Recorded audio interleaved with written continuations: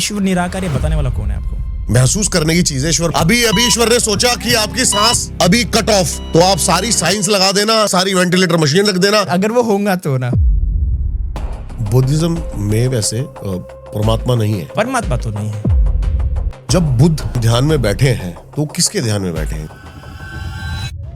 दुख का minute detail analysis शायद ही किसी लिटरेचर में आपको systematically organize well verse form में मिलेगा। मैं ये तो बातें बोल रहा हूँ। गीता में है। क्या बताया गया है? कृष्ण अर्जुन को ये कहते हैं, जो तू बीज बोएगा वही तुझे एट द एंड मिलेगा। दुख का बीज भी तूने ही बोया, इसलिए दुख आया। सुख का बीज भी तूने बोया। तो हमारे बुद्ध ने जो शब्द इस्तेमाल की उसकी डेफिनेशन दी, सिर्फ पोएटिक फॉर्म में कुछ नहीं बोला है। साइंस आपके लिए ऊपर है या फिर सुपरनेचुरल जो पावर्स है, नेचर, वो ऊपर है? अभी मैं कैसे आया, कार से आया, मैं आपसे बोल पा रहा हूँ माइक के कारण। तो ये सब किसके देन के कारण है? धर्म के कारण है, साइंस के कारण? मैं धर्म की बात नहीं कर रहा, मैं प्रकृति की बात कर रहा हूँ। प्रकृति को आप कैसे डिफाइन करते हैं? There is a question. प्रकृति जिसने आपका अंगूठा और मेरा अंगूठा बनाया और सबके अंगूठे अलग बनाए हैं।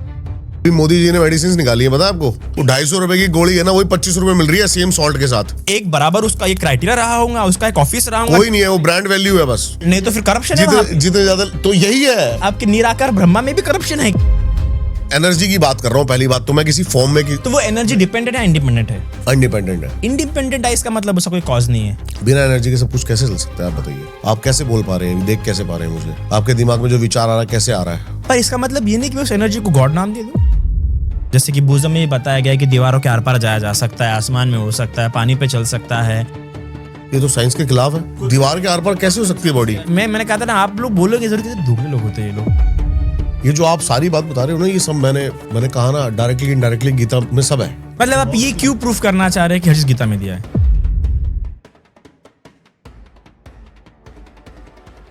गाइस, आज का ये संवाद किसी को सही या गलत साबित करने के लिए है ही नहीं।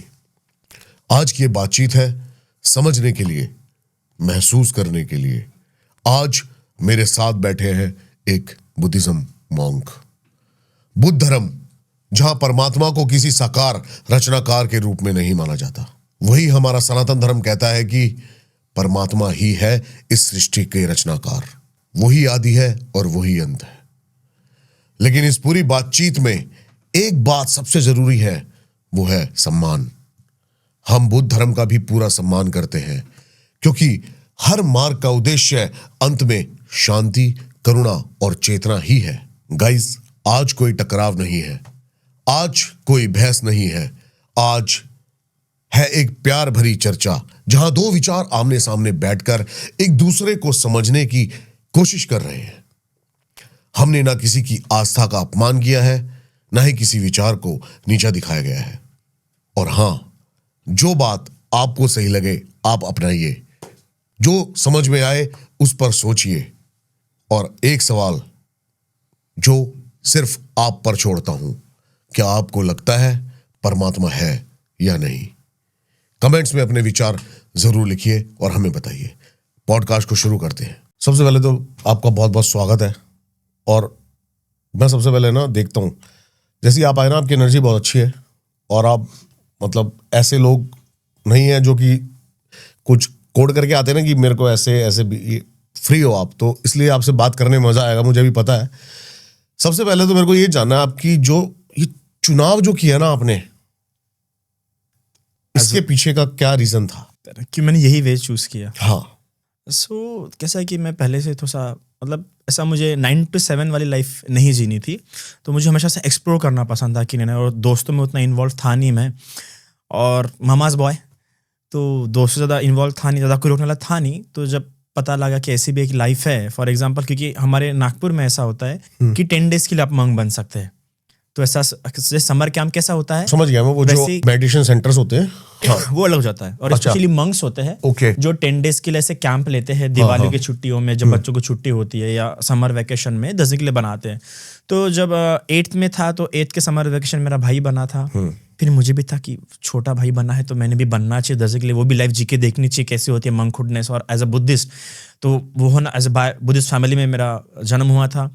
फिर नेक्स्ट इसमें अगले साल मैं बन गया। अगले साल मैं बना तो कैसा हुआ कि कुछ रूल्स होते जो फॉलो करने पड़ते हैं। तो मोस्टली रूल्स फॉलो करते थे, पर एक रूल गाना गाने का अलाउ नहीं था। क्या क्या रूल्स होते हैं पहले बताइए। डिपेंड करता है कि आप आपका कौन सा पोजीशन है, आप किस स्तर पे हो, कौन से लेवल पे हो। बिगनर्स लेवल पे हो तो बिगनर्स लेवल में हम उसे कहते हैं, एक होता है अनागारिक जिसमें व्हाइट पहनते हैं, यही होता है बट व्हाइट पहनते हैं, जिसमें वो घर छोड़ के रहता है और सीखता है, मंक्स के सेवा में रहता है, वो नॉट मंक्स के सेवा में बट कि मोनेस्ट्रीज वगैरह मैनेज करने में, साफ सफाई करने में रहता है अनागारिक। तो उसके होते हैं कुछ प्रिसेप्ट्स, कुछ 10 बातें होती है। फिर होते हैं शामनेर जो ऐसे सेम कपड़े होते हैं पर उनके सिर्फ 10 शील होते हैं, 10 प्रिसेप्ट्स होते हैं, 10 नियम उनको फॉलो करने पड़ते हैं। उन 10 नियमों में सबसे पहला होता है कि वो हिंसा नहीं करेगा, झूठ नहीं बोलेगा, चोरी मतलब बिना द्विज लेगा नहीं। इसके अलावा ब्रह्मचर्य का फॉलो करेगा, नाच गाना ना सुनेगा, ना देखेगा, ना ही मतलब मेकअप वगैरह करेगा।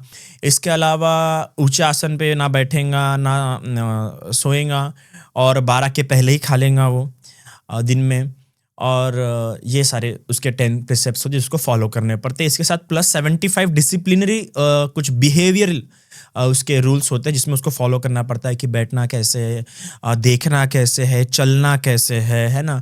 अगर किसी गृहस्थ के घर में आप जा रहे हो तो वहाँ पे कैसे बैठेंगे, किस प्रकार से संभाल के बैठना है, किस प्रकार संभाल के बोलना है, किस प्रकार के शब्द इस्तेमाल नहीं करने। तो ये 75 डिसिप्लिन रूल्स है, मतलब वे ऑफ कंडक्ट, बिहेवियर कैसा होना चाहिए। इन रूल्स का पर्पस क्या है? जैसे अभी मैं सोच रहा हूँ, जैसे आप मेरे को रूल्स बता रहे हो, व्यक्ति ऐसा बिहेवियर, ऐसा स्वभाव में रहेगा, उससे क्या लेना देना है? देखिए, सबसे पहली बात तो ये है नॉर्मल सामने की, मैं हूँ monk, full ordained monk. Full ordained मतलब monk, perfectly monk, perfectly ordained monk, जिसकी अच्छी प्रकार से दीक्षा हो चुकी है। अब मैं वो हूँ, 3 साल हो गए, तो मैं 9 साल से हूँ, पर 3 साल हो गए जिसमें मेरी पूरी तरह से दीक्षा हो चुकी है। इसमें मेरे 227 नियम है, 227 नियम है, और फीमेल्स ज्यादा होते 311। मैं यही चीज से मैं थोड़ा सा कंफ्यूज हो रहा हूँ, क्योंकि मेरे लिए फर्स्ट टाइम है, तो मेरे को ये थोड़ा सा डाइजेस्ट करने में टाइम लग रहा है कि नियम क्यों। नियम इसलिए है क्योंकि जो मंक है वो सन्यासी नहीं है। उस सन्यासी क्या होता है, उसको समाज से परहेज नहीं, उसे समाज क्या कहता है, समाज से उसे कोई मतलब नहीं है सन्यासी को। लेकिन मंक एक टोटली डिपेंडेंट होता है सोसाइटी पे। उसका जो भोजन है वो सारा कहाँ से आएगा, सोसाइटी से आएगा, खुद बना नहीं सकता, उसको सोसाइटी पे डिपेंड रहना पड़ेगा। और जब आपका सोसाइटी पे डिपेंड है तो सोसाइटी का क्रिटिज्म आपकी लाइफस्टाइल बहुत इंपैक्ट करेगा। तो सोसाइटी का आप पे ज्यादा क्रिटिज्म ना हो। अगर सोसाइटी आपको अच्छा मानेगी और सोसाइटी अगर आपको अच्छा माने तभी आप अच्छा रह पाएंगे, वरना आप अच्छा नहीं रह पाएंगे। अगर आप अच्छा नहीं रह रहे तो आपको ज्यादा पछतावे होंगे, आप कोई भी गलत रास्ता अपना सकते हैं। तो हमारी जो लाइफ होती है पूरी सोसाइटी पे डिपेंड होती है, नॉर्मल ले पर्सन पे डिपेंड होती है, इसलिए उनके नजरों में हमें रहना बहुत जरूरी है। तो ज्यादातर हमारे जो नियम बने, समाज हमारी आलोचना ना करे, हमारी जीवन शैली कारण, हमारे शब्दों की शैली के कारण, हमारे व्यवहार के शैली कारण किसी को नुकसान ना हो, किसी को आपत्ति ना हो, किसी को आलोचना ना हो, इसलिए ज्यादातर नियम है। मोस्टली हमारे पर्सनल बेनिफिट के लिए 4 या 10 इतने ही नियम इंपॉर्टेंट है पर्सनल बेनिफिट के लिए हमारे, जो कि पर्सनल स्पिरिचुअल अपलिफ्टमेंट के लिए, समाधि के लिए वगैरह। वैसे बाकी जो नियम है वो भी हमें इंपैक्ट डालते, फोकस नहीं हो पाएंगे हमारा। अगर सोसाइटी हमारा क्रिटिसिज्म कर रही है तो हम फोकस नहीं कर पाएंगे, समाधि नहीं लगा पाएंगे। हमको लग रहा है कि ये इंसान हमारे बारे में वो बोल रहा है, वो इंसान हमारे बारे में बोल रहा है, तो हम उतने अच्छे इंसान नहीं बन पाएंगे। हमारी जो मॉरल वैल्यूज है वो और डेवलप नहीं हो पाएंगी, क्योंकि मॉरल वैल्यू डेवलप करने के लिए शेम और फियर, ये 2 चाहिए होता है। जितना अच्छा आपका शेम और फियर मजबूत होगा आपके कॉन्शियसनेस में, उतना ही ज्यादा आप वेल बिहेव रहेंगे, उतना ही आप डेवलप्ड रहेंगे, उतना ही आप कल्चर्ड रहेंगे, है ना। तो कल्चर रहने के लिए 2 बातें आवश्यक होती है, और ये 2 बातें नहीं है तो आप कोई भी अच्छा मॉरली पाथ अपना नहीं सकते हैं। ठीक है, बुद्धिज्म में वैसे परमात्मा नहीं है, ऐसा है? परमात्मा मतलब परमात्मा नहीं है, ईश्वर नहीं है, मतलब ओमनीपोटेंट गॉड। ओमनीपोटेंट गॉड मतलब सर्वशक्तिमान ईश्वर की संकल्पना नहीं है, देवों की है, देवताओं कोई की है। आकार नहीं है, हाँ, कोई शेप नहीं है। शेप नहीं, शेप नहीं बोल सकते। सर्वशक्तिमान जिसने दुनिया बनाई है, अच्छा, those who is a controller of whole world, जिसके पास पूरी शक्ति है, उसने अपने इससे बनाया, the one independent cause। तो बुद्धिज्म का मानना है कि ऐसा कोई भी एक सर्वशक्तिमान ईश्वर की संकल्पना बुद्धिज्म एक्सेप्ट नहीं करता है, क्योंकि उसकी जो थ्योरी ऑफ डिपेंडेंसी है उसमें ऐसी कोई चीज उसको मिली ही नहीं। जब उसे थ्योरी ऑफ डिपेंडेंसी दी कि हर चीज डिपेंडेंट है, कॉजेशन की जब थ्योरी दी, जब आप कॉजेशन को मान रहे तो आपको ईश्वर मान ही नहीं सकते आप, क्योंकि कॉज किसी भी एक चीज से नहीं होता है। जब कॉज एक्शन हो रहा है, कॉज के कारण कोई एक्शन प्रोड्यूस हो रहा है, तो वो कॉज भले ही आपको एक पोटेंट कॉज होगा, उसमें एक मूल कारण होगा, पर वो मूल कारण को भी सपोर्ट कई सारे कारण होते हैं। और जब एक कारण कई सारे कारणों के कारण से पावर में आ रहा है, तो कभी इस पूरे ब्रह्मांड में कोई सर्वशक्तिमान नहीं हो सकता, क्योंकि again he is dependent on something. When someone is dependent on something, how could be omnipotent? तो हम सर्वशक्तिमान ईश्वर की संकल्पना को नकारते हैं, हम देवताओं की संकल्पना को स्वीकार करते हैं, हम 16 तरह के ब्रह्माओं की संकल्पना को स्वीकार करते हैं। 16 तरह के ब्रह्मलोक में, हर एक ब्रह्मलोक में कई तरह के ब्रह्मा, उनके पास अपनी अपनी पावर से, देवराज इंद्र, विश्वकर्मा और कई सारे देवताओं को मानते, उनके पास अपनी पावर है, but they are not omnipotent. They can't change your karma. आपकी किए हुए कर्म को बदल नहीं सकते, आपका जो दुख आने वाला है वो उसको रोक नहीं सकते। आपको सुख दे सकते हैं, पर आपके किए हुए कर्मों के फल स्वरूप जो आपको दुख मिलने वाला है, उसको कोई ईश्वर, कोई देवता रोक नहीं सकता। हाँ, किसी रूप में, भौतिक स्वरूप में आपको थोड़ा बहुत सुख दे सकते हैं, पर ऐसा कोई नहीं है जो आपको सिर्फ जीवन में सुख दे और हर समय से आपकी सुरक्षा करता रहे। ऐसा कोई नहीं है, इवन बुद्ध नहीं। कोई किसी की हमेशा की रक्षा नहीं, कुछ समय के लिए, कुछ संधियों में, कुछ अवसरों में आपकी रक्षा की जा सकती है, पर जहां पे कर्म विपाक होगा, जहां पे आपको कर्मों का फल भोगना पड़ेगा, वहां पे वो कुछ भी नहीं कर सकता। जब बुद्ध भगवान ध्यान में बैठे हैं, तो किसके ध्यान में बैठे हैं? क्या ध्यान है? नहीं, वो ध्यान में किसी के ध्यान में नहीं बैठे। सबसे पहले एकदम से ध्यान में नहीं बैठे। जब वो गृह त्याग किए, तो उस समय जो शमन परंपराएं थी, वो दो तरह की परंपराएं थी। मतलब अगर दो तरह की प्रैक्टिस, मतलब ऐसे तो कई उस समय 62 टाइप की प्रैक्टिसेस प्रचलित थी। मतलब अगर इनडायरेक्टली एकदम नॉर्मल भाषा में बोलूं तो 62 टाइप्स के धर्म उस समय मौजूद थे। ओके, 62 टाइप्स के उस समय में, जिस समय बुद्ध थे। तो उस समय इन सबको दो इसमें कैटेगराइज कर सकते, एक शमन परंपरा और दूसरी ब्राह्मण परंपरा। ब्राह्मण परंपरा मोस्टली कैसा है, कर्म कांडों में, यज्ञों में, ये सब में इन्वॉल्व थी। शमन परंपरा ऐसे नहीं थी। शमन परंपरा कैसे है कि जंगलों में जाओ, आश्रम में, समाधियों पे ज्यादा उनका फोकस था, जहां पे ब्राह्मण परंपरा का समाधि में उतना फोकस नहीं था। और शमन परंपरा में समाधि, ध्यान, उच्च अवस्थाएं, अल्टर स्टेट ऑफ कॉन्शियसनेस, इस पे ज्यादा था।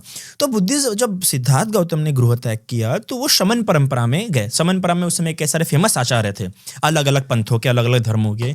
तो उस समय आल्हार कलाम, उद्दक रामपुत्र, ये लोग उस समय के one of the best teachers थे, क्योंकि उन्होंने 7 और 8 ध्यान प्राप्त किए थे। उस समय के सबसे, मतलब समाधि में टोटल 9 ध्यान होते हैं। 7 ध्यान किसने खोजे थे? आल्हार कलाम ने, और उद्दक रामपुत्र ने 8वां ध्यान खोजा था, मतलब 8वें ध्यान तक पहुंचा था वो। तो इन दोनों के पास गए, दोनों के पास सीखा, 8वां ध्यान, 9 8वां ध्यान सीख लिया। पर इतना ध्यान सीखने के बाद भी जो जैसा सुख चाहिए, जैसे कि हम कहते हैं ना कि हमें क्या चाहिए वो मैटर करता है, तो उन्हें जिस तरह का सुख चाहिए, जिस तरह की लाइफस्टाइल चाहिए, जिस तरह के सफरिंग से उन्हें उभरना है, वो नहीं मिल रहे। जैसे कि आज कई सारे प्रैक्टिस अवेलेबल है, कई तरह के मेडिटेशंस अवेलेबल है, पर कुछ मेडिटेशन सिर्फ आंखें बंद करने तक ही सुख दे रहे हैं, कुछ समय तक के सुख दे रहे हैं। कुछ तंत्रा प्रैक्टिस कुछ समय के लिए है हेल्पफुल, पर उनको चाहिए मुझे पूरी लाइफ जीनी है ना। ऐसा कि एक बार कार खरीदने और काम हो गया। कार खरीदने के बाद भी तो उसमें पेट्रोल भरना पड़ता है, मेंटेनेंस रहना पड़ता है। तो उसी प्रकार मुझे पूरी लाइफ में रहना है। हमेशा तो नहीं कि मैं आंखें बंद करके सिर्फ ध्यान पे बैठूं, समाधि करूं। तो मुझे ऐसी लाइफ चाहिए कि मैं पूरी लाइफ में कैसा रहो, एक अच्छी लाइफ रहे, एक एथिकल कंडक्टफुल लाइफ। और एथिकल लाइफ जीना भी आसान नहीं है। मैं ऐसा नहीं कह सकता क्या मुझे एथिकल रहना, और सिर्फ एथिकल रहना या मुझे एथिक्स क्या है ये पता होने से कोई एथिकल लाइफ नहीं जीना आसान नहीं है ना। उसके लिए अलग फैक्टर्स लगते हैं, उसके अलग अलग थ्योरी लगती है, अलग अलग डॉक्टराइन लगता है, हमें एक प्रॉपर गाइडेंस लगता है, रोड मैप लगता है। तो वो सब बुद्ध को नहीं मिला। उस समय के और भिन्न भिन्न आचार्यों के पास गए, पर वो सब नहीं मिला।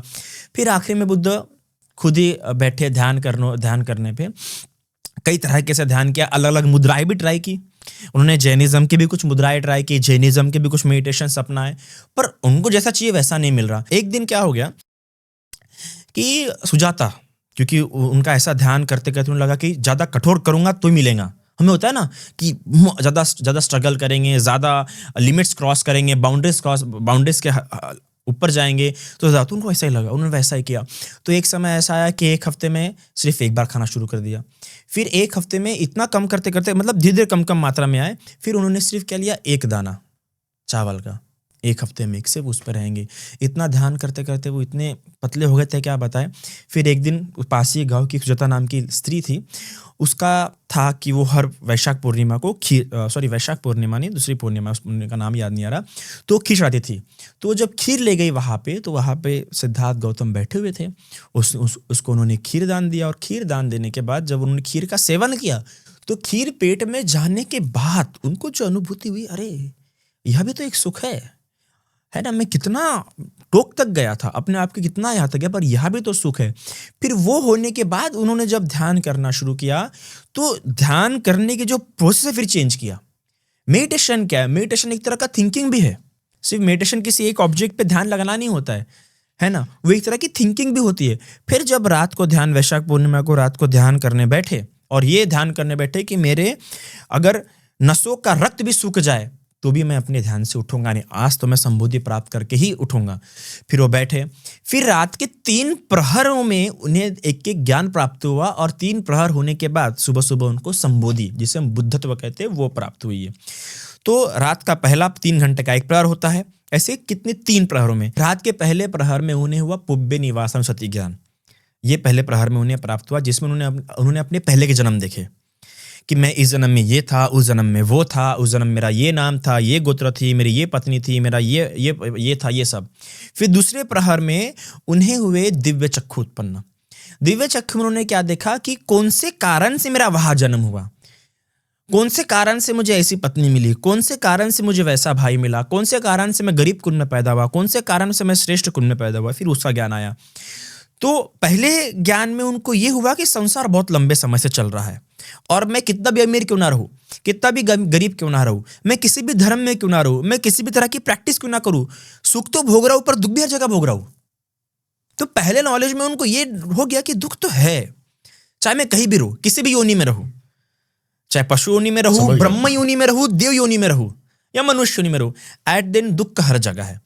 तो फिर पहले प्रहर में ये जान लिया। फिर दूसरे प्रहर में उन्होंने कर्मों को जाना कि अच्छा इस तरह के कर्मों से दुख आ रहा है, इस तरह से मैं अमीर योनि में हो रहा हूँ, कभी गरीब योनि में हो रहा हूँ, कभी देव योनि में आ रहा हूँ। फिर तीसरे प्रहर में उन्हें हुआ पटिच्च समुत्पाद, द लॉ ऑफ डिपेंडेंसी, कि किस प्रकार से कर्म फ्रूट प्रोड्यूस करते हैं, किस प्रकार से cause and action, causation work करता है और कैसे दुख अराइज हो रहा है।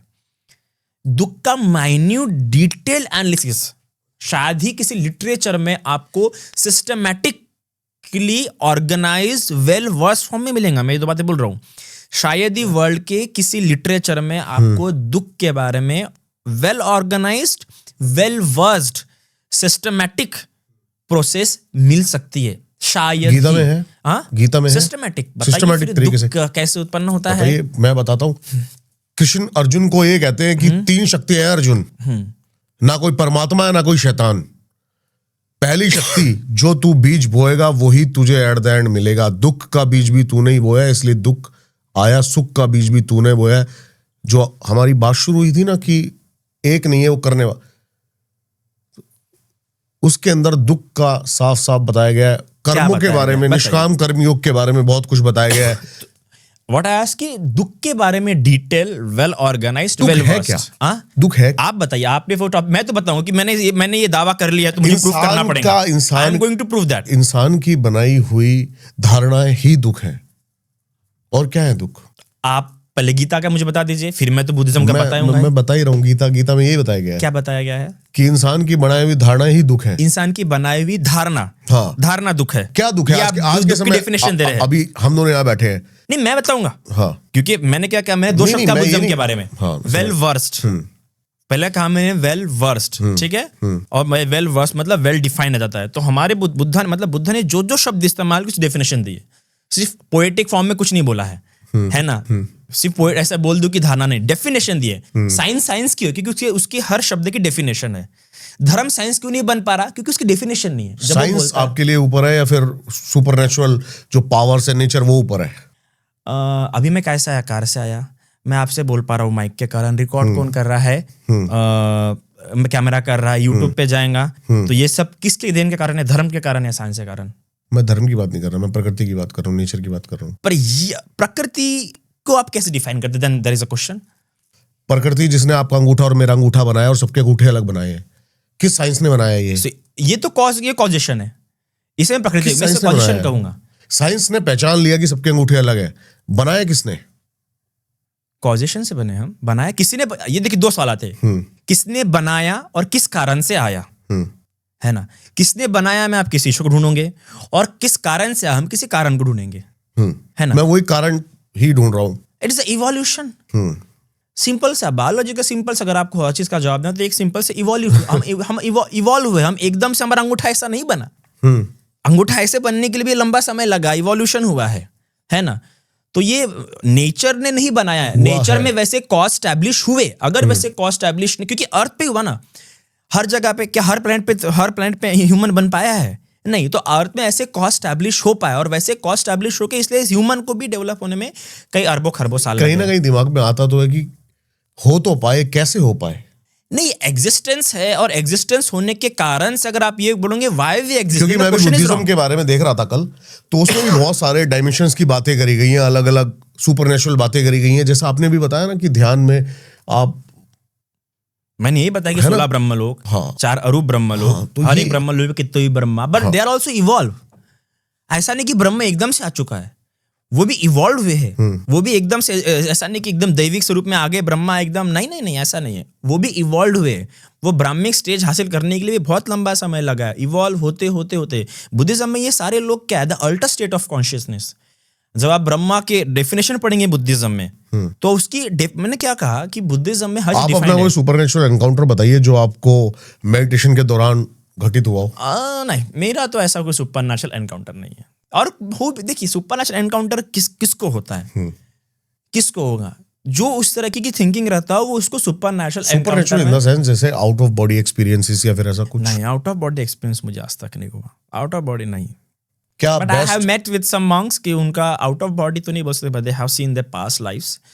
सम monks have seen their past lives out of body, some monks such. ये कैसे पॉसिबल है? इसके पीछे का लॉजिक दे सकते हो आप साइंस के द्वारा? ये साइंस के अगर मैंने साइंस का इस्तेमाल करके उसका जवाब दे दिया तो सबसे पहले एक काम हो जाएगा, सूडो साइंस लोग बोल देंगे, कमेंट्स आना शुरू हो जाएंगे, पाखंड हो रहा है। और सबसे पहले बात, साइंस के बलबूते पे अगर मैंने प्रूफ कर दिया तो वो साइंस बन जाएगा। ये हो ही नहीं सकता। साइंस के बलबूते पे सिर्फ प्रूफ, हाँ मैं कुछ लॉजिकली बता सकता हूँ कि कैसे कॉन्शियसनेस के अलग अलग डायमेंशन होते हैं, कैसे कॉन्शियसनेस एकदम माइन्यूट। देखो, एक जो आउट ऑफ बॉडी एक्सपीरियंस हो जाता है तो उसमें बुद्धिज्म में कहा जाता है कि जो मन है, मनोमय काया बना देता है। एक छोटा सा और प्रश्न है मेरे मन में, क्योंकि ये सारी चीजें मैं एक्सपीरियंस कर चुका हूँ। मैं भी बहुत सारे मेडिटेशन सेंटर में जाके अलग अलग, मतलब मैं बहुत ज्यादा खोजी तरह का आदमी हूँ। अभी हाल ही में मैं धर्मशाला भी गया था यही देखने, वहां पे तो बहुत मंक्स होंगे वैसे। हाँ, तो कैसे कंफर्म करें ये जो हो रहा है ये हेलुसिनेशन नहीं है, ये हो रहा है, जो फील हो रहा है, डायमेंशंस के बारे में दिख रहा है, आउट ऑफ बॉडी एक्सपीरियंसेस हो रहे हैं, हेलुसिनेशन नहीं है, ये कैसे कंफर्म होगा? आउट ऑफ बॉडी एक्सपीरियंस, देखिए जिसको आउट ऑफ बॉडी एक्सपीरियंस आना वो बता सकता है।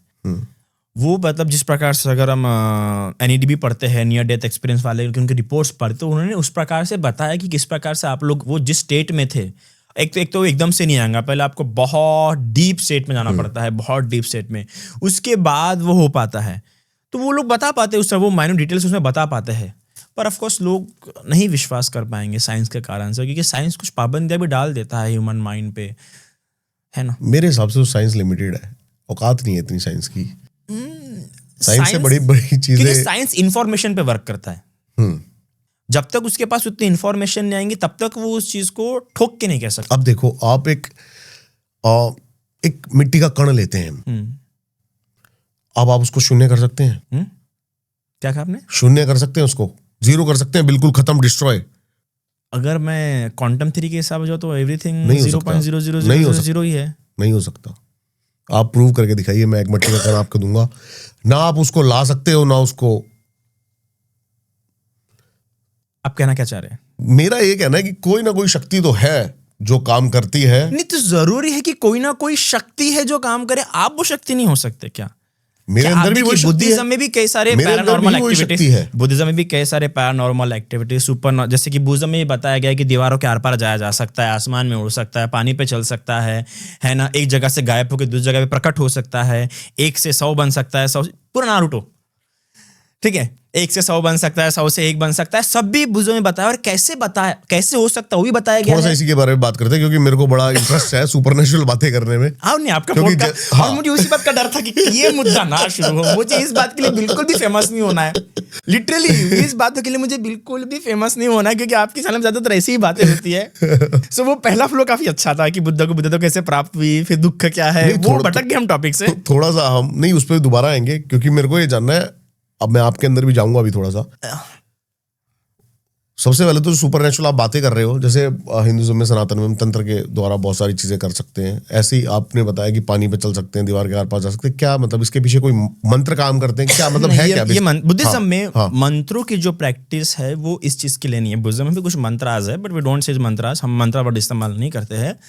लेकिन बुद्धिज्म में ऐसी प्रैक्टिसेस है, पर वो मेडिटेशन बेस्ड प्रैक्टिस है, जिसमें कि स्पेशली बुद्धिज्म में 10 प्रकार के कसीन बताए गए हैं। ओके। मेडिटेशन के ऑब्जेक्ट्स बताए गए हैं। उन 10 पे आपको अच्छी प्रकार से प्रैक्टिस करना पड़ता है। जब आपकी अच्छी प्रकार से प्रैक्टिस हो गई और उन 10 हर एक कसीन मतलब ऐसे जैसे कि लाइट एक कसीन हो गया, इसको हम एक कसीन बोलते हैं। पृथ्वी एक कसीन हो गया, जल एक कसीन हो गया, वायु एक कसीन हो गया, येलो कलर एक कसीन हो गया, ब्लू कलर एक कसीन, ऐसे कितने 8 से 10 कसीन है।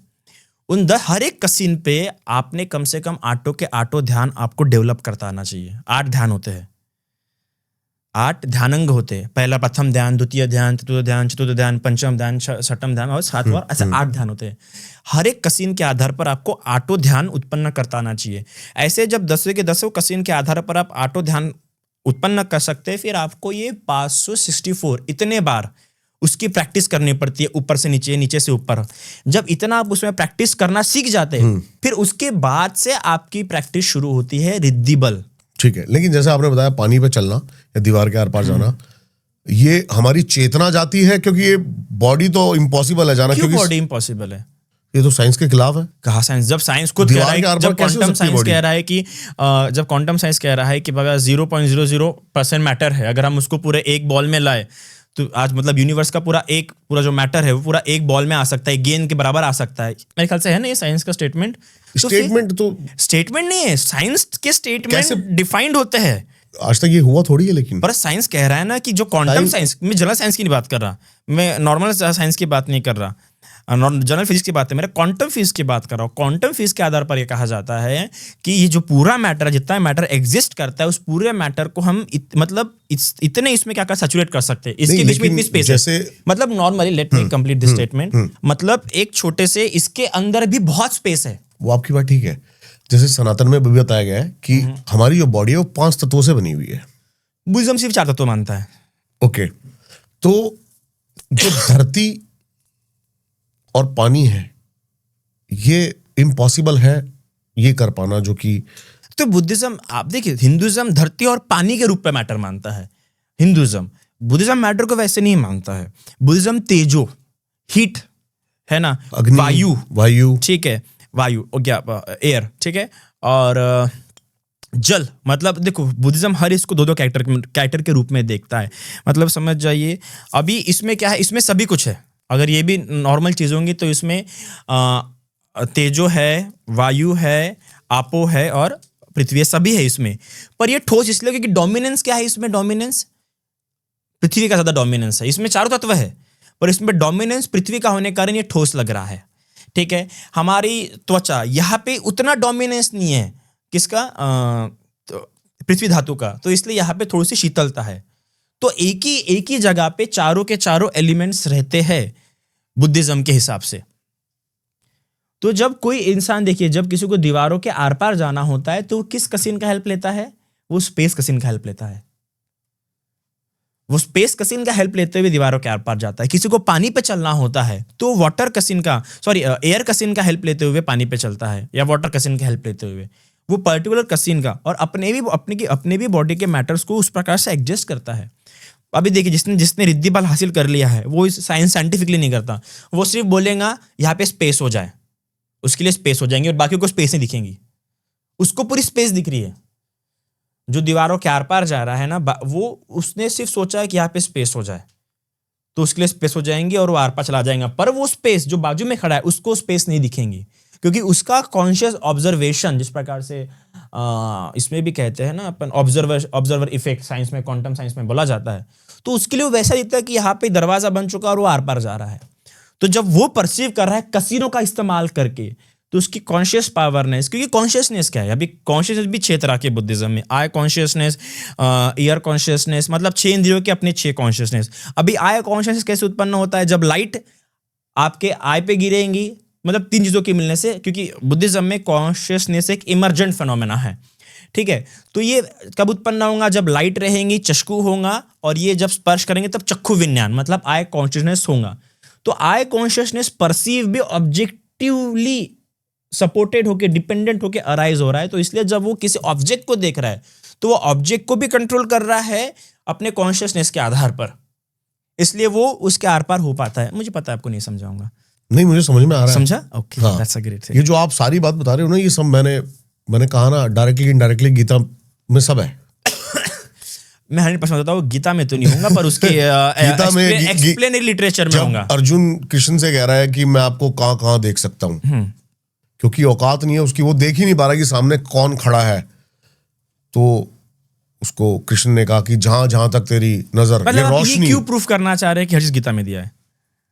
मैं कुछ प्रूव नहीं करना चाह रहा, क्योंकि आपकी सारी बातों से मैं रिलेट कर पा रहा हूँ। ये मैंने देखा है या फिर ये मैंने वहां पर पढ़ा है, ये चीज समझाई गई है, तो मैं ये रिलेट कर पा रहा हूँ। चलिए, अगर आप सिंपल सी बात, अगर आपने जो जैसे दुख से हमारी बात शुरू हुई थी, दुख से हमारी बात शुरू हुई थी कि आपने कहा दुख की, तो गीता में क्या डेफिनेशन दी है दुख की? पहले आप मुझे बताओ कि आप किन दुखों की बात कर रहे हो। दुख एक दुख का, आप मेरे को एक दुख, ये वाला दुख। चलिए, आप कृष्ण को क्यों पूज रहे हैं?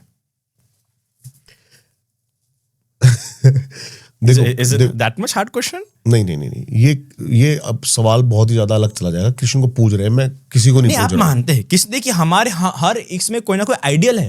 हम जब किसी को गुरु कह रहे हैं, आइडियल कह रहे हैं, पूजा से पूजनीय है। बुद्धिज्म में पूजनीय मतलब उसका रिस्पेक्ट करना। हाँ, क्योंकि जैसे आपने मेरे को अभी बहुत सारी इसमें भी बताई थी चीजें, जैसे ध्यान योग, ये सारे है ना उसमें। नहीं, मैंने कुछ भी नहीं बताया अभी तक। नहीं, आपने बुद्धिज्म का अभी तक मैंने कुछ भी नहीं बताया। नहीं, जैसे बुद्धिज्म में आपने मेरे को सारी चीजें बताई अभी कि ये योग क्रियाएं हैं, विपासना है, ये सब बातें उसमें हैं। ये योग क्रियाओं की, ये तो कर्म योग की, भक्ति योग की, प्रेम योग की, ज्ञान योग की, सारी हर धर्म के लोग बोल रहे हैं। हाँ। आज ऐसा कोई धर्म नहीं होगा जो नहीं बोल रहा होगा कि ये तो मैं यही तो कहना चाह रहा हूँ, सब में एक ही बात कही गई है। नहीं है। अगर सब में एक बात होती, नहीं है, अगर सब में एक बात होती तो फिलोसॉफिकल, क्योंकि कहने वाला एक ही है। कैसे कह सकते कहने वाला एक है? It's your philosophy. हमने तो नहीं कहा कि कहने वाला एक है। कहने वाला एक ही है। शब्दों का उच्चारण अलग है, डेफिनेशंस अलग है। जब डेफिनेशंस अलग है तो आप एक नहीं बोल सकते। किस आधार पर आप उसको एक बोलेंगे? क्या आपके पास प्रूफ है, या किस आधार पर? कुछ तो आधार होंगे आपके एक कहने के। किस आधार पर आप कह सकते कहने वाला एक है? आपको क्या लगता है? फिलोसफिकल डिफरेंस क्या लगता है, जो भी परमात्मा है या फिर जो भी परमात्मा तो नहीं है हमारे बुद्धिज्म के हिसाब से। मैं किसी के बिलीफ को नहीं, लेकिन कोई शक्ति है। नहीं, कैमरा में देख के बोले था भाई, कोई तो शक्ति है। कोई शक्ति नहीं है जिससे सुपर ह्यूमन बन जाता है। ह्यूमन आप कह रहे हो दीवार के आर पार चला जाता है, तो नहीं, वो शक्ति नहीं है। नहीं, क्या है? क्या it is what existing in the nature. It is what you are developing. किसने दिया वो नेचर में? कि वो दिया नहीं है, वो डेवलप हुआ है। आपके पास है ही नहीं शक्ति, आप इसे डेवलप करोगे। कैसे डेवलप? कोई साधु डेवलप कर रहा है प्रैक्टिसेस द्वारा। नहीं क्या जैसे कि आप फॉर एग्जांपल कोई स्टडीज कर रहा है, तो उसको दिया नहीं, वो डेवलप कर रहा है उसमें अपने आप को। स्किल्स व्यक्ति डेवलप करते कई सारे लोग। आप डेवलप, इसलिए बुद्धिज्म में भावी तब्बंग, बहुलिक तब्बंग, ये दो शब्द बार इस्तेमाल किए। भावी तब्बंग, बहुलिक तब्बंग। डेवलप करने की बात कर रहे हो? नहीं, देखिए बुद्धिज्म में हर चीज, बुद्धिज्म एक प्रैक्टिस बेस्ड रिलीजन होने के कारण से दो शब्द बुद्धिज्म में बार बार हर टीचिंग में बुद्ध जो भी प्रवचन देंगे उसमें दो शब्द बोलेंगे, भावी तब्बंग, बहुलिक तब्बंग। इसको भावित करो और बहुलिक करो, मतलब डेवलप करो और कल्टीवेट करो। हर चीज हर एक के पास है बुद्धिज्म में। चाहे कोई इमोशन स्टेट हो, चाहे कोई मेडिटेटिव स्टेट हो, चाहे मॉरल स्टेट हो, या कोई भी स्टेट हो, you need to develop it. आप इसको एक कई लिमिट्स तक डेवलप कर सकते हैं। मैं वही बात कर रहा हूँ आपसे। आप जो बात डेवलप कर रहे हो, क्या डेवलप कर रहे हो? स्किल या कुछ भी डेवलप कर रहे हो ना, वो स्किल ही की मैं बात कर रहा हूँ। वो स्किल कहाँ से आ गई? ये तो ऐसी बात होगी कि ह्यूमन एकदम, अगर आप इवोल्यूशन को मान रहे हैं तो आप ऐसा नहीं बोल सकते कि किसी ने दिया है। इवोल्यूशन मतलब वो चीज पहले से चीज नहीं थी। आप मेडिटेशन करते हो। Now let me discuss this argument. ठीक है, अभी आप कह रहे हैं कि अगर आप कह रहे हैं कि वो चीज पहले से थी, दी गई है, तो फिर आपको इवोल्यूशन नकारना पड़ेगा। सिर्फ एक ही आर्गुमेंट काफी है। अगर आप इवोल्यूशन को मान रहे हैं तो इसका मतलब आपको मानना पड़ेगा वो चीज पहले नहीं थी, धीरे धीरे करके वो चीज अस्तित्व में आई, जैसे कॉज एस्टैब्लिश हुए। और जब इवोल्यूशन को मान रहे तो आप किसी दाता को, किसी सर्वशक्तिमान को मान नहीं सकते। तो हम ये कह रहे इवॉल्व हो रही है, कॉजेशन की साइकिल से इवॉल्व हो रही है। अगर वो कॉज वहां पे आ रहा है, वो कॉज के धीरे धीरे कॉजेशन प्रोसेस में वो डेवलप हो रहा है। कोई जरूरत, जैसे कि मैं आपको साफ साफ कह रहा हूं कि सिंपल सी बात, अभी आप कृष्ण जी को पूछते हैं तो आप किस लिए, क्या आप देखते हैं उनमें कुछ ना कुछ तो खास होंगे जिसके कारण से आपको बुद्ध ज्यादा कृष्ण लुभाते हैं, या किसी और का कृष्ण ज्यादा लुभा रहे हैं आपको? अब देखिए गांधी जी को राम लुभाए, है ना, कृष्ण उनको उतने लुभाए जितने राम उनको लुभाए, इसलिए रघुपति राघव राजा राम। उसी प्रकार बाबा साहेब को, डॉक्टर बी आर अम्बेडकर को सबसे ज्यादा बुद्ध लुभाए, है ना। तो फिर आपको क्यों इतने लुभाए कृष्ण? कोई रीजन रहा होगा? इसको मैं थोड़ा सा आपको ना एक्सप्लेन करके समझ। बेटा, बाप, दादा, ठीक है। जब बेटा आया तभी बाप की पहचान हुई, यानी कि इंसान जब मनुष्य आया तो उसने पहचाना कि क्या शक्ति है। भगवान को जब भी पूजा गया तो इंसान अगर नहीं होता तो भगवान को कौन पूछता? ये उदाहरण जमा ही नहीं आपका कि सुनो बेटा तो, आप पूरा सुनो हाँ। तो। कृष्ण के अंदर भी वही है, बुद्ध के अंदर भी वही है, नानक के अंदर भी वही है, कबीर के अंदर भी वही है, जिसको मैं बात कर रहा हूं निराकार ब्रह्म की। निराकार ब्रह्म सगुण या निर्गुण है? अब ब्रह्म कौन है? अब ब्रह्म के गुणों को पहचानने की औकात है मनुष्य? ये बताइए आप। ये आपके आर्गुमेंट है। मैंने we are discussing on the level of philosophy, you need to कोई गुण नहीं है, सारे गुण उसी के और कोई गुण नहीं है। आप समझिए। कैसे समझू? वही तो बताइए, समझ आने के लिए कोई आधार तो दीजिए। मैं तो आप समझा बोल रहे हैं कि सिर्फ सगुण, मतलब आप कह रहे हैं कि मैं मान लूं कि वो वही है, वो वही है। आप ऐसा बोले जब कोई नहीं था तो वो था, मतलब जंगल में मोर नाचा देखा किसने? ऐसी वाली बात तो नहीं हो सकती ना। अगर आप मुझे कह रहे हैं तो एटलीस्ट मैं उस तरह की पर्सनैलिटी हुई नहीं हूं। अभी पर्सनैलिटी के भी टाइप्स होते हैं। आप मुझे बोल देंगे ये वही है तो ठीक है, ये वही कहाँ है? अब ये वही में वो कौन है? ये वही, मेरा ये क्वेश्चन रहेगा, क्योंकि मेरे वही में मेरे को बहुत सारे कॉस्ट लगेगी, क्योंकि मैं बुद्ध को पढ़ने के बाद मुझे तो हर चीज वेल डिफाइन चाहिए। मैंने कब कहा कि मुझे बुद्ध पढ़ने के बाद अगर मैं बुद्ध के अगर बुद्ध के पर्सपेक्टिव से बात कर रहा हूं, मैं ये नहीं कहूंगा ये वही है। मैं उसकी डेफिनेशन को, अगर मैं कहीं से बोल रहा हूं तो मैं उसकी डिफाइन करूंगा, तब जाके मैं मोर ऑथेंटिक लगूंगा। बात है ऑथेंटिसिटी की। आप किसी इंसान पे ट्रस्ट करोगे, आप, मैं बोलूंगा इस पे ट्रस्ट करो, तो आप ट्रस्ट करोगे क्या? मैं बोल दूंगा इसके अंदर ईश्वर बैठा है, ट्रस्ट करो, इसको दे दो 10 लाख, दे दोगे आप? अगर पहचानते नहीं हो आप, इसी तरह वो इसके अंदर वही बैठा हुआ है, दे दोगे आप 10 लाख उसको, 20 लाख उसको, क्योंकि ये वही है जो आप बोल रहे वही है। बात ऐसी नहीं है। बात ऐसी है कि ऑथेंटिसिटी, क्रेडिबिलिटी, वैलिडिटी, ट्रस्टेबिलिटी, अकाउंटेबिलिटी, ये जो सारे शब्द है ये हमने ऐसे रचे क्या? ये जिसका आपका वही, आपके वही पे आपको इसलिए इतना विश्वास है कहीं ना कहीं आपने इसमें बहुत सारी बातें मिक्स कर दी, पता है बीबी। ओके सॉरी, अगर मिक्स तो आप मुझे क्लियर कीजिए, मैं फिर से अभी आपने सुपरनैचुरल से सीधा फिर लॉजिकल, फिर सुपरनैचुरल, फिर लॉजिकल। मैंने लॉजिकल नहीं बोला, ऐसे आ गए। नहीं लॉजिकल नहीं बोला, मैंने बोला अकाउंटेबिलिटी, ट्रस्टेबिलिटी, और क्या क्या बोला मैंने, इंग्लिश शब्द इस्तेमाल किए। ये वर्ड्स है ना सर, मार्केटिंग के लिए अच्छे हैं वैसे। मार्केटिंग के लिए नहीं, ये सर ये चीज अप्रूव करने के लिए बहुत अच्छी है। अब कोई मेडिसिन आती है, कोई मेडिसिन अगर पारित होती है, कोई मेडिसिन का साइकोलॉजिकल टेस्ट हो, तो हमें सबसे पहले बताता है कि इसकी क्रेडिबिलिटी क्या है, इसकी वैलिडिटी क्या है। अभी मोदी जी ने मेडिसिन निकाली है, पता आपको? तो पर उसकी पहले 250 रुपए की गोली है ना, वही 25 रुपए मिल रही है सेम सॉल्ट के साथ। सेम सॉल्ट के क्या साथ। उसकी क्रेडिबिलिटी आप उसको क्या कैसे आंकोगे? एक बराबर उसका एक क्राइटेरिया रहा होगा, उसका एक ऑफिस रहा होगा, कोई नहीं है, वो ब्रांड वैल्यू है बस। जितना ज्यादा प्रमोशन करा गया, जितनी ज्यादा मार्केटिंग करी गई है, तो फिर करप्शन है वहां पे। जितने ज्यादा, तो यही है। सो करप्शन, ये वाली आपके निराकार ब्रह्मा में भी करप्शन है क्या, समझने के लिए? देखिए मैं उस एनर्जी की बात कर रहा हूं। पहली बात तो मैं किसी फॉर्म में तो वो एनर्जी डिपेंडेंट है, इंडिपेंडेंट है?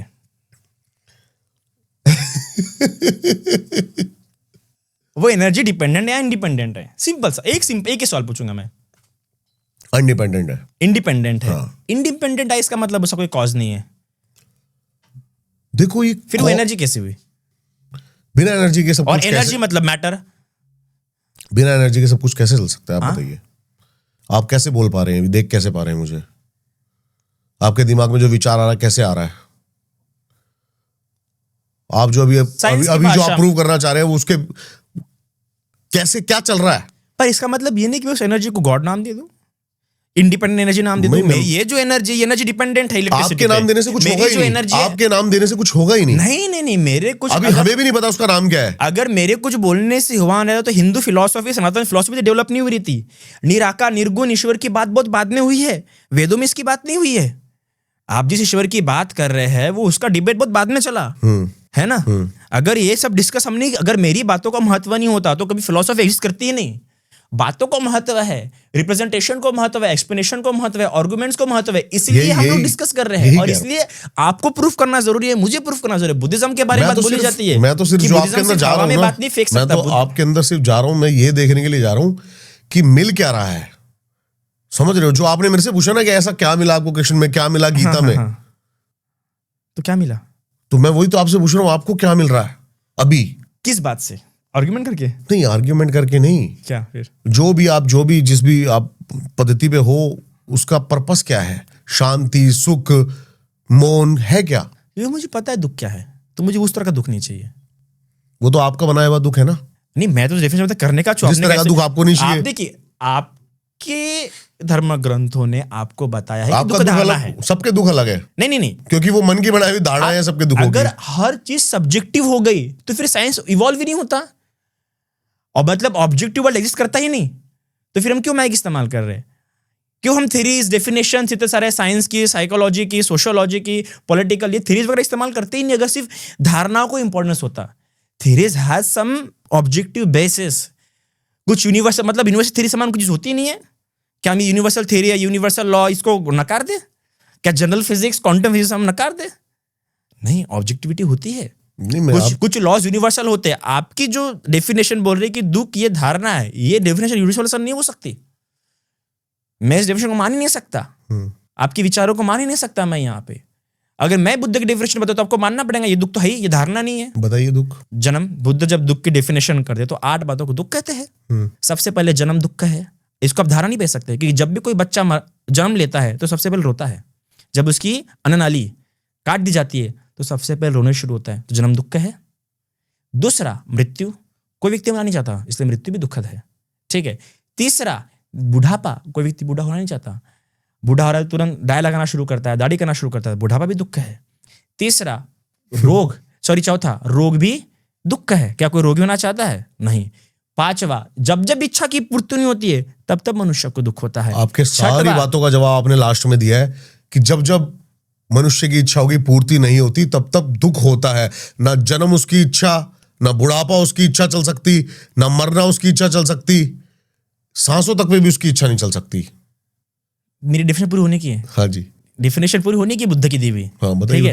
यंग इच्छा लभतेति दुःखं, जब जब इच्छा की पूर्ति नहीं होती है तब तब जब इच्छा की पूर्ति नहीं होगी। इच्छा करना दुखद नहीं है, सबकी इच्छा अलग है, इसलिए सबके दुख अलग है। पर ये दुख की डेफिनेशन में आ रहा है। बुद्ध ने इच्छा क्या है वो नहीं बोला, बुद्ध ने क्या, इच्छा जब पूरी नहीं होगी तो ये सब मजा नहीं आया। नहीं जी, बुद्ध आप कह रहे हो इच्छा है, ये तो आप कह रहे हो इच्छा ही नहीं बोली है कि Buddha was a perfect, he was a well versed, his mentality is so scientific mentality। देखो, मैं तो बुद्ध को बहुत मानता हूँ, और मैंने बुद्ध को काफी सुना भी है, और बुद्ध को मैंने उसकी विचारधारा से भी मैं बहुत इंप्रेस हूँ। आप मुझे बताइए डेफिनेशन मतलब क्या होता है? डेफिनेशन मतलब जिसमें एक एक वर्ड बहुत ही सोच समझ के इस्तेमाल किया जाता है। हाँ। तो जब हम डेफिनेशन की बात करें तो हम एक एक वर्ड्स, क्या, यंग इच्छन लभतेति दुःखं, कि जब जब इच्छा की पूर्ति नहीं होंगी तब दुख होगा। इच्छा करने पर दुख नहीं होगा, इच्छा करने के बाद अगर इच्छा पूरी नहीं हुई तब दुख होगा। इच्छा करना दुखद नहीं, बुद्ध ने कहा। मैंने क्या शुरू में आपसे बोला, मन की धारणा है, पर वही दुख नहीं है ना, सिर्फ धारणा ही दुख नहीं है ना। धारणा कुछ भी हो सकती है, सुखद धारणा भी हो सकती है, तो आप दुख बोलोगे क्या? आपकी डेफिनेशन एक तरीके से कट भी रही है ना। आप बुद्ध की डेफिनेशन काट के दिखाओ, आपके डेफिनेशन में क्रॉस लग रहे हैं ना। मैंने बुद्ध की सिर्फ एक बात पढ़ी थी जो मेरे अंदर तक समाई हुई है, वो थी कि जब आपको उससे मिलना है ना जी। कहाँ लिखा है? मुझे पढ़ा दो। मैं अभी आपको दिखाऊंगा। और मैं जब भी आपको उस जो अंदर बैठा हुआ है उससे मिलना है, कौन, तभी आपको है ना ज्ञान का जो आपका लोटा है ना उसको खाली करना पड़ेगा, तभी पहुंच पाओगे। लेकिन आपने जो इतनी डेफिनेशंस रखी हुई है ना, उतने ज्ञान की, इतने भरे हुए लोटे की, तो उसके अंदर आप एक बूंद और डालोगे ना तो छलक जाएगा वो लोटा। सबसे पहली बात, ईश्वर निराकार है। निराकार आपने बोला ना, आपने क्या बोला था? ईश्वर, और भी कुछ बोला था आपने। निराकार। निराकार, ईश्वर निराकार, ये बताने वाला कौन है आपको? महसूस करने की चीज है ईश्वर। ईश्वर देखने और बताने की चीज नहीं है। अभी ईश्वर ने सोचा कि आपकी सांस अभी कट ऑफ, तो आप सारी साइंस लगा देना, सारी वो लगा देना, सारी वेंटिलेटर मशीन रख देना, एक सांस लेके दिखा देना। अगर वो होगा तो ना, एक सांस लेके दिखा देना। अगर वो होगा तो ना, तभी तो कह रहा हूं मैं। अभी वो होगा तो है सांस, जो सांस चल रही है उसका प्रमाण है। नहीं, सांस चल रही है इसके लिए मेरी बायोलॉजिकल साइकिल से प्रमाण है।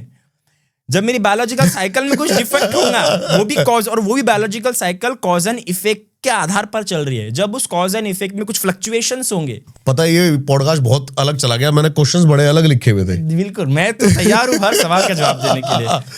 But I always try to be more बाकी देखो दोनों की बातों के जो भी है वो कमेंट्स में देखेंगे। अभी हम इस पॉडकास्ट को एक जगह लेके जाते हैं क्योंकि इस डिबेट का कोई अंत नहीं है। समझ रहे हैं आप? नहीं तो इस डिबेट का कोई अंत नहीं है। मैंने एक बात में इस पूरी डिबेट को वो कर दिया कि कुछ चीज समझने के लिए ना ज्ञान का लोटा खाली रखना पड़ता है, तभी उसके अंदर हम कुछ भर पाएंगे। जैसे ही हम उस समझने के लिए ओके।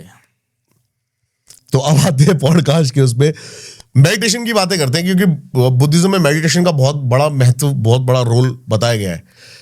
एग्जैक्ट मेडिटेशन है क्या, ताकि बेसिक लोगों को पता लगे कि शुरुआत कैसे होएगी मेडिटेशन की, लाइफ में चेंजेस क्या आएंगे, प्रोग्रेस कैसे हो सकती है मेडिटेशन से। पार्डन, क्या बोला आपने, फिर से बोलिए। मेडिटेशन का क्या महत्व है इंसान की जिंदगी में? सबसे पहले अगर बुद्धिस्ट पॉइंट ऑफ व्यू से बुद्धिज्म में 2 तरह के मेडिटेशन होते हैं, एक शमत और दूसरा विपश्यना। शमत जो मेडिटेशन होता है वो 40 जिसमें टाइप्स बताए गए हैं, आपको जो सूट है वो जो 40 टाइप्स है वो पर्सनैलिटी बेस्ड है। आपकी जैसी पर्सनैलिटी होंगी, आपके पर्सनैलिटी के हिसाब से आपने ऑब्जेक्ट लेना है ताकि आपका फोकस जल्दी लगे।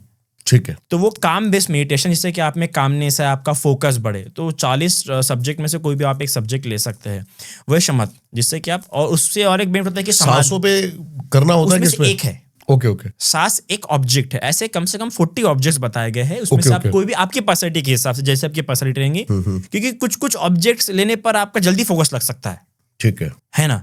तो उसके आधार पर वो 40 बताए गए हैं। और इससे क्या आपको जो समाधि 8 समाधियां है, वो मतलब डिपेंड करता है कौन सा ऑब्जेक्ट ले रहे हैं, उस ऑब्जेक्ट के आधार पर आपको समाधि उत्पन्न हो सकती है।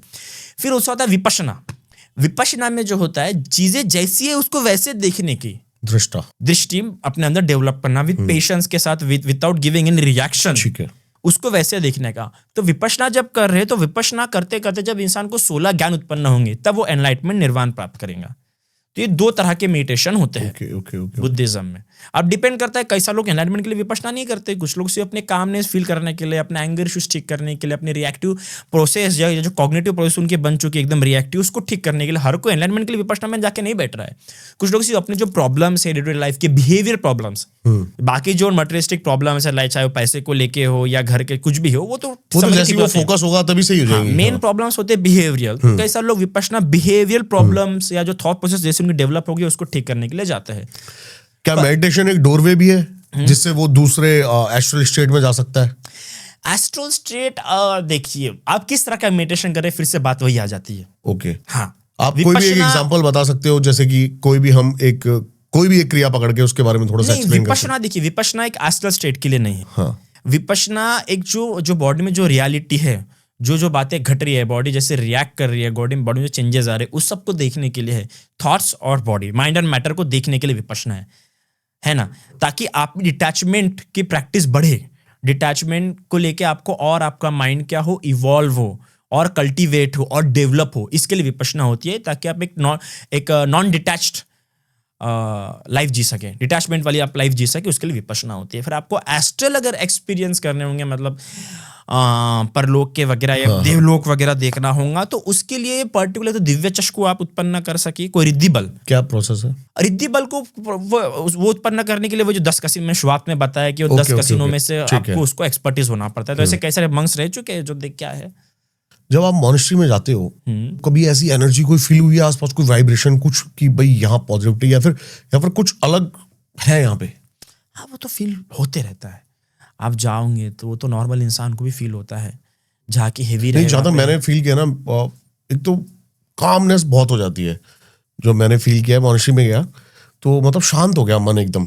तो ऐसा क्या वहाँ पे है जो वहाँ पे एनर्जी नहीं? जब आप वहाँ पे देखिए, जब आप कहीं पे चैंटिंग कर रहे हैं तो आपको, हाँ मैं वही कह रहा हूँ, वहाँ की फिर एनर्जी काम हो गई पूरी। हाँ, और वहाँ पे लोग बिहेव भी वैसा करते हैं ना। वहाँ पे बच्चे ज्यादा खेलते नहीं दिखेंगे ना आपको। आपके आंखों के सामने वो सब दिख रहा है, तो सिर्फ आपकी बॉडी ऑब्जर्व नहीं कर रही है, आपकी आंखें भी ऑब्जर्व कर रही है, आपके कान भी ऑब्जर्व कर रहे हैं। मैंने क्या कहा, जो भी एक्सपीरियंस आएगा आपको, इन्हें 6 सेंस आने वाला है। 6 सेंस के बाहर कोई एक्सपीरियंस, कोई ऊपर से नहीं आने वाला है आपको एक्सपीरियंस, ना आपके वो वही से, ठीक है? एक्सपीरियंस इसी 6 सेंस से आएगा। तो आपके जब आपको लग रहा है तो आप क्या क्या देख पा रहे हैं काम, जहाँ पे अगर भीड़ आप समझे एकदम रश वाले एरिया से एकदम किसी ऐसे रूम में जाते हैं जहाँ पे अच्छी क्या होंगी, अच्छा AC होगा, पूरा काम होगा, तो वहाँ पे आपको लगेगा अरे कितना, भले कुछ होता होगा वहाँ पे, ना चैंटिंग होती होगी ना कुछ होता होगा, पर थोड़ा सा एसी हेवी होगा और थोड़ा सा एकदम शांत होगा, और अभी एकदम भीड़ भाड़ से आ रहे, तो आपके कानों को अभी तक आधे घंटे से वही हैबिट थी कि चिक चिक चिक चिक कव कव कव सुनने की, आंखें से वही भीड़ को देख रही थी, पर अचानक से आते बराबर वो कॉन्शियसनेस चेंज हो चुका है। अब आंखों के सामने कोई नहीं है, आंखों के सामने पूरा खाली खाली देख पा रहा है, तो उतना आंखों में एनर्जी, जो न्यूरॉन्स है, जो न्यूरो ट्रांसमीटर्स है ना, जो न्यूरॉन्स की फायरिंग है वो कम हो गई है, क्योंकि सारे रूप नहीं देखने पड़ रहे, पूरा कामनेस, खाली हॉल, फिर बॉडी पे वो चिलिंगनेस, ये वाला सेंस चिल फील करा रहा है। कान जो अभी तक बहुत सारे शब्द सुन रहा था, कान पे जो बहुत सारे न्यूरॉन्स की फायरिंग हो रही थी कि ये नहीं सुनना वो नहीं सुनना, अब वो शांत हो चुका है। तो इसलिए आपका जो एकदम जो मीडियम है वो चेंज होने के कारण से आप वो उस प्रकार से अलग फील करते हैं, फिर आपकी जो टेंडेंसी है तो आप उसको उस लेवल पे कंपेयर करते हैं। But again there is a six sense and there psychology and the soul के बारे में क्या बुद्धिज्म में बताया गया है? हम सोल भी नहीं मानते। सोल भी नहीं, no god no soul, but rebirth and karma and Devlok ये कैसे एंड पॉसिबल है? ब्रह्मलोक। रीबर्थ कैसे पॉसिबल है? माइंड एंड मैटर क्या जाता है? कुछ तो जाता होगा रीबर्थ में। कुछ जाता है नहीं, ये डिजायर है कि यहाँ से भाव उत्पन्न हो जाता है। वही डिजायर की बात कर रहे हो, क्या है? डिजायर के कारण से कॉन्शियसनेस जब यहाँ पे डिसॉल्व होता है तो कहीं और पे उत्पन्न हो जाता है। एनर्जी एनर्जी इज क्वाइट, अभी दरअसल इसलिए नहीं, फिर मुझे उसकी डेफिनेशन देनी पड़ेगी। देखो आप एनर्जी बोलोगे, देखा एनर्जी पे आ गया, फिर से आप ऐसा बोल लोगे, तो वही अगर आप एनर्जी शब्द बोले तो मुझे डिफाइन करना पड़ेगा कैसी एनर्जी, वो क्या एनर्जी है, और एनर्जी को प्रॉपरली तो अभी साइंस भी डिफाइन नहीं कर पाया है। ठीक है, साइंस के हिसाब से एनर्जी मतलब मैटर है। नहीं, मैंने तो क्वेश्चन जस्ट ये लिखा था, बुद्धिज्म जो बुद्धिज्म का फेस है उसमें सोल कैसे ट्रैवल करती है आगे? सोल नहीं होता है बुद्धिज्म में। दरअसल कैसा हो जाता है कि it's like tuning. Okay, radio कैसे ट्यूनिंग होती है, जो वाइब्रेशन मैच हो गई वो चैनल बजना शुरू हो जाता है, उसी प्रकार से जो डिजायर जिस लोग के साथ मैच हो गया वहां पे उसका बर्थ हो जाता है। ट्रैवलिंग नहीं होती है। बुद्धिज्म का साफ साफ मानना है कि एक यहाँ पे जब मरा तो दूसरी जगह पे उत्पन्न होने के बीच थोड़ा सा भी स्पेस नहीं है, क्योंकि माइंड ट्रैवल नहीं करता और माइंड स्पेस में एग्जिस्ट नहीं करता है। दैट्स व्हाई बुद्धिज्म के हिसाब से कॉन्शियसनेस, इसका भी जवाब है, मैटर इज टोटली मैटर। तो सोल, दूसरी बात ये करते हैं, क्या है फिर आपके हिसाब से? What is soul? मेरे हिसाब से सब कुछ एनर्जी है। हाँ, तो एनर्जी ने टाइम और स्पेस में एग्जिस्ट करती है। एनर्जी हर जगह है, कहाँ नहीं है एनर्जी? हाँ, तो एनर्जी अगर एग्जिस्ट कर रही है तो फिर उस पर सारे लॉ लागू होंगे जितने फिजिकल लॉज है। एनर्जी लॉज बनाती है और एनर्जी लॉ तोड़ भी देती है। एनर्जी लॉ बनाती नहीं है और एनर्जी लॉ तोड़ती नहीं है। एनर्जी कॉजेशन के आधार पर चलती है।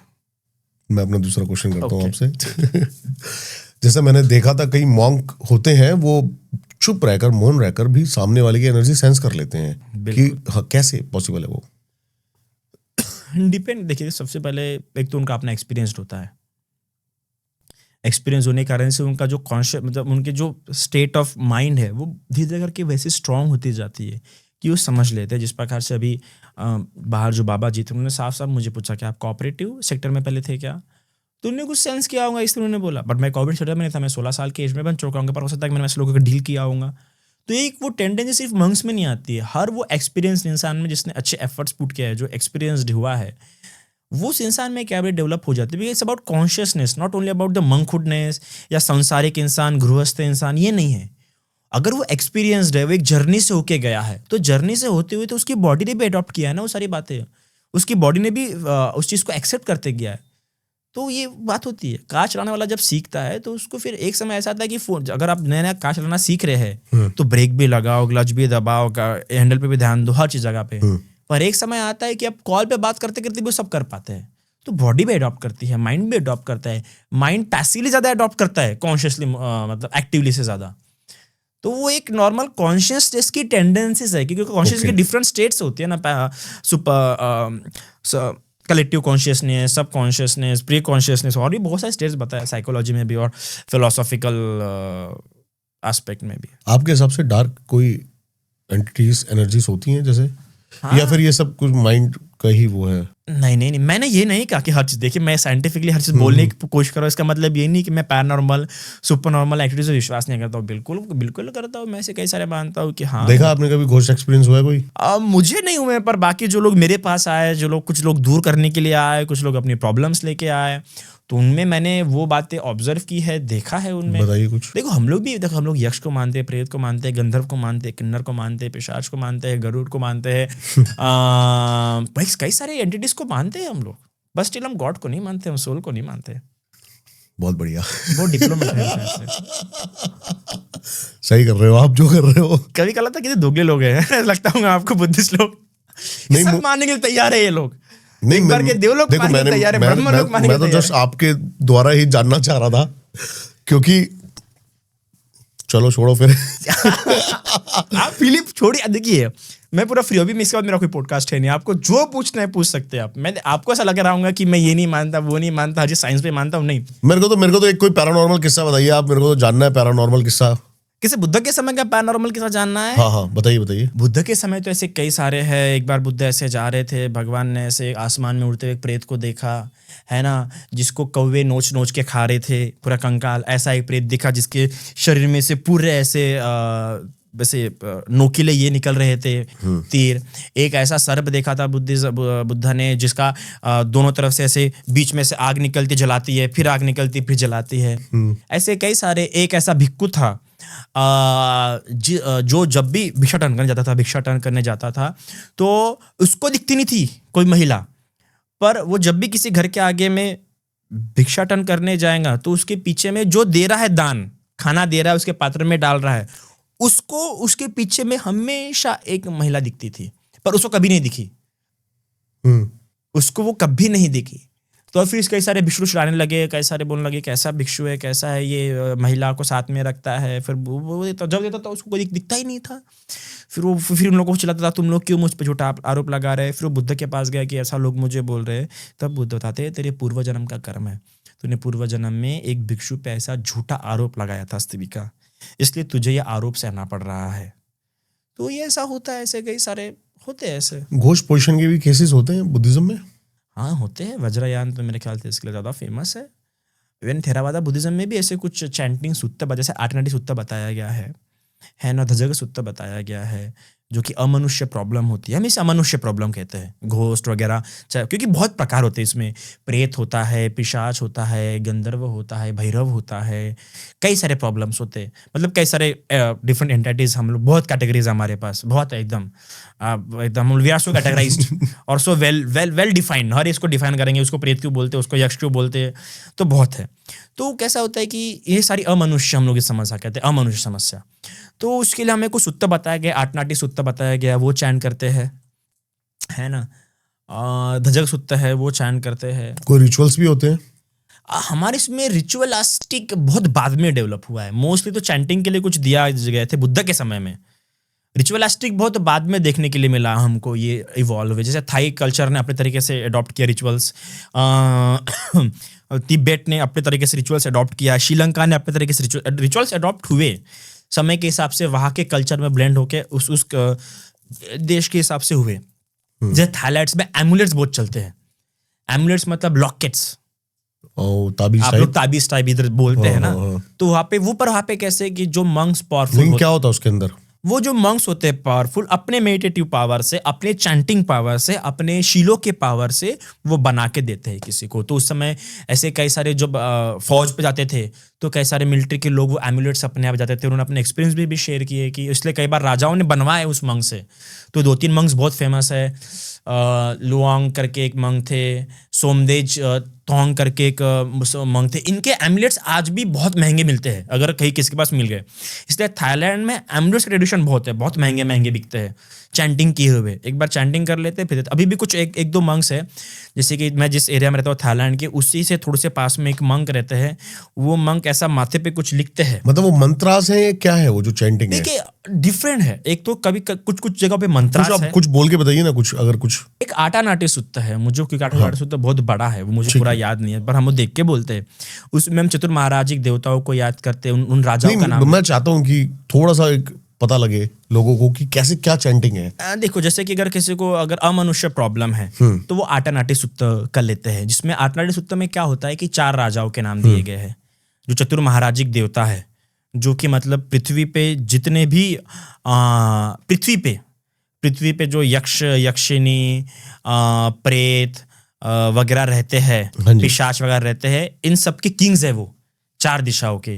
तो उन 4 राजाओं के नाम दिए गए, उनके राजधानियों का नाम दिया गया है उस सूक्त में, उनके सेनापतियों का नाम दिया है। तो ये सब जब नाम लिया जाता है तो वो लोग डर जाते हैं कि हमारा राजा का नाम लिया जा रहा है, उन तक अगर बात गई तो हमारा काम थोड़ा सा गलत हो जाएगा। तो 4 राजा कौन? धृतराष्ट्र है, विरूपक है, विरुल्लक है और वैश्रवन है। इस सब में वैश्रवन का जो शस्त्र है वो बहुत पावरफुल माना जाता है। उसका बहुत मतलब बुद्धिज्म में 4 शस्त्र जो सबसे पावरफुल है उसमें वैश्रवन, क्योंकि वैश्रवन यक्षों का राजा माना जाता है, तो उसका जो शस्त्र है बहुत फुल। इसके अलावा और 2-3 यक्ष जो बहुत पावरफुल माने जाते हैं बुद्धिज्म में। आल्वक यक्ष बहुत पावरफुल माना जाता है बुद्धिज्म में। फिर उसके बाद सातागिरी यक्ष, हेमवंत यक्ष थोड़े से काइंड यक्ष है। आल्वक यक्ष थोड़ा सा पहले से ही बहुत एकदम क्रोधी स्वभाव का था, पर उसको बुद्ध ने टेम किया, उसको बुद्ध ने ये कर दिया, हरा दिया। पर और सातगिरी यक्ष और हेमवंत यक्ष तो पहले से अच्छे स्वभाव के थे वो लोग। तो ये कुछ पावरफुल यक्ष है जो इनके अलग लोग हैं क्या? नहीं, देखो यक्ष, यक्षिणी, प्रेत वगैरह ये सभी पृथ्वी पे रहते हैं, इनके अलग लोग नहीं रहते हैं। पृथ्वी में इनका अलग डायमेंशन आप बोल सकते हैं, अलग तरीके से। अभी आप सोल को मना कर रहे थे तो मैंने वही कहा ना, मैंने कहा था ना, आप लोग बोलोगे जरूर कितने दुगले लोग होते हैं ये लोग। ये मना कर देंगे, वो मना कर देंगे, पर खुद की हर बात से ही प्रूफ कर देंगे। हम सोल को नहीं मानेंगे, बट हम लोग उसे क्या मानेंगे? आप परमात्मा को नहीं मानोगे, देवों को मान लोगे। देवों को मान लेंगे। नहीं, मैंने क्या कहा, मैंने ओमनीपोटेंट परमात्मा को नहीं मान सकता मैं। ऐसा क्यों? एक बात बताओ, आपके हिसाब से थोड़ी परमात्मा बनेगा। नहीं तो देखो कि मैं इस वाले को नहीं मान सकता, मैं तो इसी को मानूंगा। नहीं, तो मैं क्यों नहीं मानता? हमारे पास हमने ऐसा नहीं कि बुद्ध ने वो ऐसी बस देखिए, बुद्ध ने ऐसा तो नहीं ना कि बोल दिया कि मुझे ईश्वर को नहीं मानना इसलिए बुद्ध फिलॉसफी एस्टैब्लिश कर रहा हूँ। बुद्ध का ऐसा तो नहीं था ना। बुद्ध ने पहले सर्च किया, देखो हर कॉजेशन को जानने। थोड़ा सा ना कंट्रोवर्शियल चला जाएगा। कंट्रोवर्शियल क्या? हमारी क्योंकि मैंने जितना भी बुद्ध को पढ़ा है ना, वो परमात्मा को मानते हैं। आपने किसके बुद्ध को पढ़ा वो बताइए। मैं वही तो कह रहा हूँ, आप किस बुद्ध को पढ़ रहे हो? मुझे लग रहा है हम तो उस ब्रांच से हैं, हम तो उस ब्रांच से, मैं उस थेरावादा ब्रांच से हूँ। मैं और of the most oldest branch है हमारी थेरावादा ब्रांच। आप किसी भी महायान से पूछ लो, वज्रयान से यार, ये तो बड़ा गलत वर्ड यूज कर रहे हो आप, ब्रांच टाइप ऐसे नहीं। ब्रांच मतलब वो सेक्ट। ऑफ कोर्स भाई, आपके इसमें भी सेक्ट है, शैवपंथी है, वैष्णवपंथी है, अभी कितना सब है।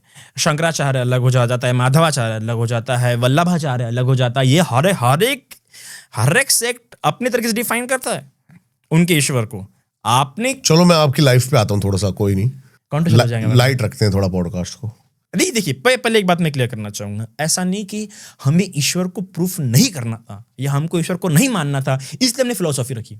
पहले हमने वो सब देखने की कोशिश की इश्वर है, जैसे हम ओमनीपोटेंट। आपने करी खुद से? नहीं, मैंने बुद्ध को, मैं इतना कहा आपने करी खुद से? मैं बुद्ध का नॉलेज को एक्सेप्ट किया। अब फिर इस बारे में बात नहीं करें। मुझे बोलोगे कि भैया ये माइक मैंने खोजा नहीं, ये माइक का मैंने जाना नहीं, इसलिए मैं माइक इस्तेमाल नहीं कर सकता। रिकॉर्डिंग करके तो देखी, पर मैं ये माइक रिकॉर्डिंग करके तो देखी इसमें। उसी प्रकार बुद्धिस्ट फिलॉसफी के मैंने बाकी से तो देखा है ना, वो एक्सप्रेशन मुझे अच्छा लगा। वो तो आपने बस पढ़ा है, माइक की आवाज अच्छी है, रिकॉर्ड नहीं करके देखी है। नहीं, बुद्धिज्म का जो एक्सप्लेनेशन है वो हमने पढ़ा, हमने उससे एक्सपीरियंस किया, कैसे डिपेंडेंसी है, तब जाके हमने उसको फॉलो करने की कोशिश किया। एट द एंड रिलीजियस तो साइंटिफिक। आपकी लाइफ में क्या चेंज आया आफ्टर एंड बिफोर की बात करूं तो?